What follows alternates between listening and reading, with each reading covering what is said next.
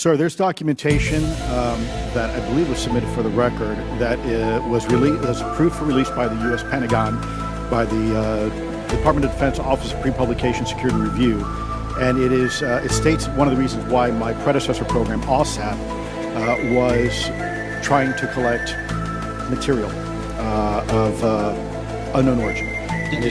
Was it successfully collected? It was not. What happened is that there was an aerospace contract company that requested to divest itself of the material that was collected in the 1950s. Unfortunately, that didn't actually occur. So let's dive into that. That's the Bigelow Aerospace, correct? So there was a journalist, Christopher Sharp, who said that there was a transfer between Lockheed Martin, Bigelow Aerospace, and the CIA allegedly blocked this. Can you describe that?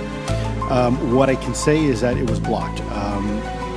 Why it was blocked, I can only surmise.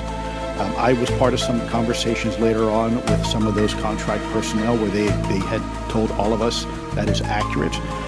What we required was a memo from the Secretary of the Air Force in order to make that complete, and that never occurred. And so when Secretary Mattis became Secretary of Defense, I decided it would be appropriate for me to try to receive a memo from him as SecDef, as Secretary of Defense, if we could not get a memo from the Secretary of the Air Force to transfer that material.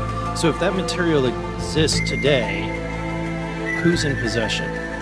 So I wouldn't be able to have that conversation in an open hearing. We'd probably have to have that. Okay, my question to you then is, if we were in a secure setting, if we were in a SCIF, would you be able to provide or get access to something, whether it's visuals or material that we can put our hands on, or biologics that would convince me, that would show me that we have non-human origins? So that decision would not be mine. That would be to the gatekeeper still in the U.S. government. And who would we, so if you were in our shoes, where would you go from here? How would you get that information? A lot of times we just don't know who to ask because we don't know where to go next. So if you were in our shoes, where would you go? Well, I prefer to answer that question in a closed session. However, we established Aero for that very purpose, and unfortunately, under its previous leadership, it failed. So one would hope that they would have the authorities necessary to do that. Let's hope that this new iteration of leadership will be successful. In the discussions, it's simply about material, or is there a discussion about biologics? It was previously testified that there's biologics that were collected. Are you aware of any of that? I am, sir, aware of the reporting that biologics have been recovered. Again, my focus was more nuts and bolts, looking at the physical aspects of these phenomenon, how they interacted around military equities and nuclear equities. So I'm certainly not a medical expert. I would not be able to probably provide you a whole lot of value in that simply because I don't have the expertise. But was anything described as that we have possession of bodies? Yes. We have is it multiple types of creatures, or? Sir, I couldn't answer that. I can tell you anecdotally that it was discussed quite a bit when I was at the Pentagon. The problem is the supposed collection of these biological samples occurred before my time, in fact, before I was even born. And was this part of the Lockheed Martin discussion, or was this the biologics is a completely separate?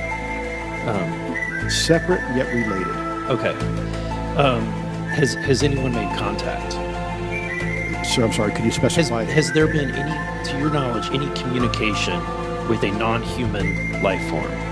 So the term communication is a bit of a trick word because there's verbal communication like we're having now. And the problem is you also have nonverbal communication. And so I would say definitively yes, but from a nonverbal meaning, when a Russian reconnaissance aircraft comes into U.S. airspace, we scramble 2 F-22s, and we are certainly communicating intent and capability.